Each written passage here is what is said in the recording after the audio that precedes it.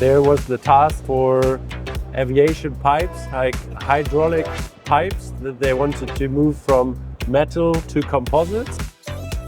For the thermoset, you would need like a mold for every single part. The idea was born to develop a thermoplastic composite pipe that is as lightweight as a thermoset one, but that you can individually bend to the complexity required for a plane. We assemble everything on like a preform level, and then we have one consolidation step. We don't have any assembling, we don't need to integrate other metallic elements or rivets or anything. This one we developed in cooperation with Ariane Group for the upper stage of the Ariane rocket. The plan is to bring that into space in the end. Christian, Jatin, pleasure meeting you. tell us a little bit about where you started and what you've been doing lately. Yeah, we started in the end in a research environment, but that is already like 15 years ago. And there was the task in the end for aviation pipes, like hydraulic pipes, that they wanted to move from metal to composites. Yeah. And as you know, piping system is like super complex. And so for the thermoset, you would need like a mold for every single part, right? Okay. And that is kind of how the initial idea of like thermoplastic composite pipes started. Because at that time, so like 15 years ago, thermoplastic weren't that hyped maybe as they are nowadays. The starting point then is coming from a place of when you make pipes, you have to make a mold for every single, and you need a lot of pipes. Yeah, to transfer the metallic approach to composites, because metallics, you just produce like long tubular tubes, and in the end then you have like a CNC bending operation afterwards, and obviously with thermosets there's like no options to do so. And this is how kind of the idea was born, to develop like thermoplastic composite pipe that is as lightweight as a thermoset one, but that you can individually bend to the complexity required for a plane. And this is how we started to enter kind of the world of thermoplastic composites, especially for profile structures 15 years ago. At that time, there was like no real process that we could use. There was AFP kind of started to do laser, but we thought, okay, we were looking into like a more continuous process, that you have like say like a serial ready process for producing the pipes that you could later post-process. So we started on looking different technologies, but then we came to braiding as one solution, because you can deposit a lot of material at once and you can make it in a continuous manner. And from there, it was like core technology development for doing the preforming with thermoplastics. Braiding is not a new process, but braiding thermoplastics. So was it a commingled fiber, or was it an impregnated fiber that you were using? For commingled, that was existing. Okay. But with commingled, you do get issues in terms of, or if you try to achieve aviation quality in terms of porosity, fiber alignment, and performance. The tape, so pre-impregnated material, gives you that quality advantage. So from the very beginning, we just concentrated on already pre-impregnated material, and then developed the braiding process that is adapted to that material. And how thin are the tapes you were working on? So we always work with kind of commercially available material that is used for AFP example. And width, we started off with 1/8 and 1/4 of an inch, so typical, more or less typical dimensions. And now we work, say, like from 1 to 7 millimeter wide tapes, depending on the application we have. And that makes sense, right? 1/4 inch is a standard AFP. Get it commercially available. 1/8 exists. It's a bit more special than, If you have a composite part, you always need to attaches into the system, so you always have like joining points to transfer loads or adapt it into the system. And then we call it the thermoplastic advantage that we play out to integrate more and more features and functions that are required to use that part in the end, to integrate that into those thermoplastic structures. So this, for example, is like a pipe example. Yeah. You can see here, so the core structure is a composite braided structure. Yeah. And to mount this pipe into the system, here you have like flanges.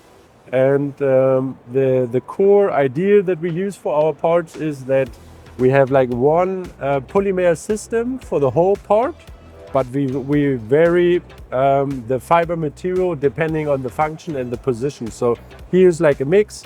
You have a composite, then here's like a compression molded filler and a compression molded part. Mm-hmm. And they're all joined into one, say like monolithic part. So we don't have any like interfaces in between the sections. So you've made the tube, okay, and then you make this offline as a compression molded part for the end bit. Is it compression molded all at the same time to make that joint? Yeah, so that is kind of like our core process. The pipe is like a preformed near net shape, but it has still like a textile character. Yeah. And then we pre-manufacture the other parts with it.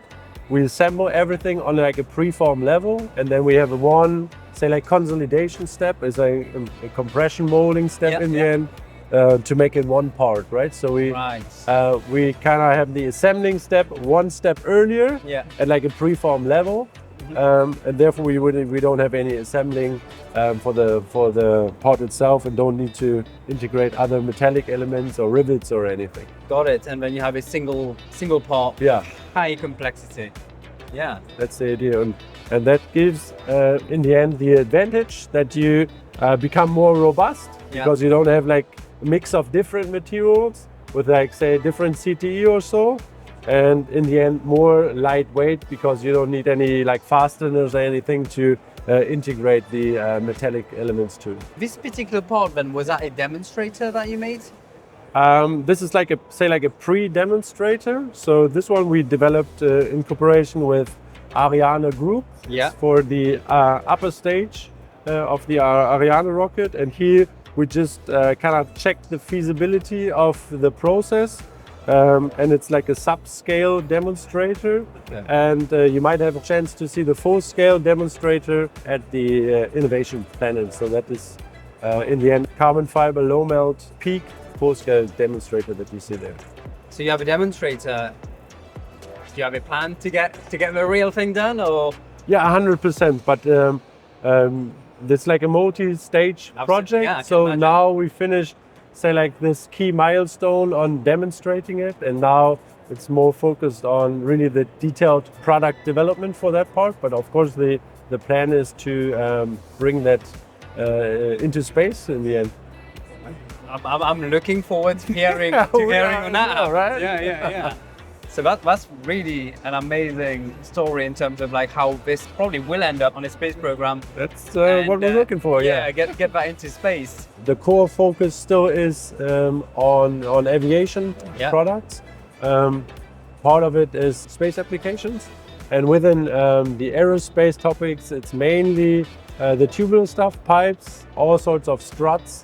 But as you can see here, different sorts of drive shafts as well. So here's like drive shaft with like features in the end. Yeah, so you have drive shafts with some complex features. These are very much, from what you're saying, aerospace focused. Yeah, they are aerospace focused. So those are the two main. And now we are more and more looking into medical topics due to the material, because the same material that we use for space and aerospace is used in medical applications as well. Therefore, we're extending the tubular stuff towards protruted rods, for example. We combine the braiding with protrusion. So I have set up like a braid protrusion line to protrude, say like off-axis reinforced rods that in the end are formable to go into different applications. So those are the main three. Some niche sports, but Niche meaning we stick to our material system, like carbon fiber PEEK combination. So that's very, very niche, but still high volume. That's something what we do. And a new, we call it technology brick that we are evolving into for the last 4 years now is to become more circular. So obviously thermoplastics, everyone talks about being recyclable. We try to demonstrate different ways of how it actually can be done. This is a rod that we made for the multifunctional fuselage demonstrator, for example. Yes. So can you walk me through how that was done? So you have recycled material. This is recycled, like production scrap in the end. And then this was in combination with Spyro from the Netherlands. We just spoke to Spyro. Spyro, and they compounded that again. Then we injection molded that again.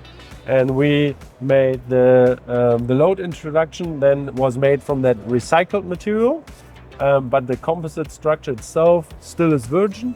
But now we are moving towards like replacing the composite structure as well. The end bits are made from recycled material, is that correct?